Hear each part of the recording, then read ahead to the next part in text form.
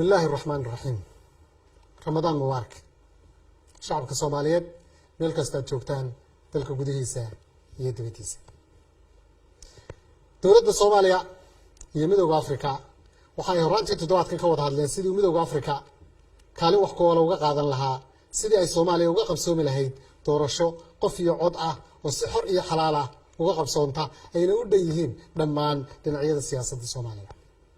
دولة الصومالية waxa ay sidii lagu ballamayba ka filaysaa midowga Afrika taageero gacan ka geysan karta sidii ay u dhici lahayd doorasho shacabku doortaan wakiiladooda si waafaqsan dastuurka dalka.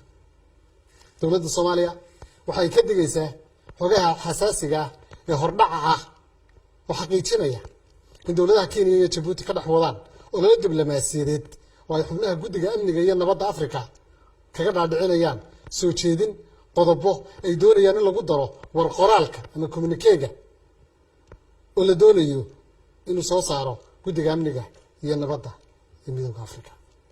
Sidaa darteed dowladda Soomaaliya waxay ka digaysaa wax kasta oo taabanaya gobonimada iyo madaxbannaanida siyaasadeed ee Jamhuuriyadda Federaalka Soomaaliya. waxayna ka soo horjeedaa dowladdu in dowladda xubnaha ka guddida oo ay Soomaaliya kala dhaxayso xurguf siyaasadeed ay guddida amniga iyo nabadda ee midowga Afrika u adeegsadaan ku xadgudubka gobonimada iyo madaxbannaanida Jamhuuriyadda Federaalka Soomaaliya.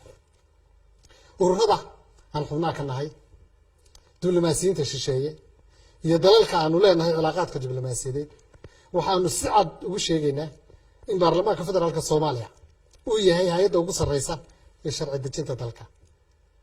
xeerarka ka soo baxana ay yihiin go'aanka ugu dambeeya ee qaynuuniga ah ee Jamhuuriyadda Federaalka Soomaaliya. xukuumadduna ay tahay hay'adda fulisa xeerarkaas dastuuriga ah. dowladda Soomaaliya waxa ay si cad u sheegaysaa inaysan cidna ka aqbalayn ku xadgudubka arrimaha gudaha Soomaaliya taasoo ka soo horjeeda xeerkii iyo sharciyaddii lagu aasaasay ururka midowga African Union oo ay Soomaaliya qayb ku lahayd asaaskiisii iyo taabagelintiisii. ugu dambeyn dowladda Soomaaliya waxay soo dhaweynaysaa cid kasta oo gacan ka siinaysa sida ay dalka uga dhici lahayd doorasho xor iyo xalaal ah oo shacabkuna ay doortaan wakiiladooda iyadoo la ixtiraamayo madaxbannaanida siyaasadeed ee Jamhuuriyadda Federaalka Soomaaliya. aad baa u mahadsantihiin. Ramadan Kariim.